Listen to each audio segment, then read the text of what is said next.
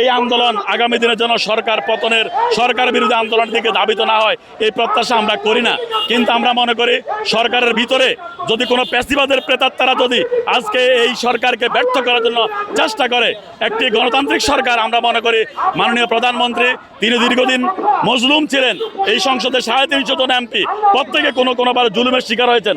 আমরা চাই না আপনাদের কোনো ভূমিকার কারণে জাতি আবার জুলুমের অন্ধকারে নিমজ্জিত হোক। সেই অন্ধকার থেকে মুক্ত করার জন্য আজকে জুলাই যোদ্ধারা আহত এবং পঙ্গু এবং শহীদের পরিবার, মা এবং বোনের আজকে রাস্তায় নেমে এসেছেন। আমরা মনে করি সরকার আজকের তাদের এই অবস্থানকে মূল্যায়ন করে। আমাদের 11 দলীয় নেতারা আজকে স্পিকারের কাছে স্মারকলিপি দিতে গিয়েছেন, তারা ফিরে এসে পরবর্তী কর্মসূচি ঘোষণা করবেন।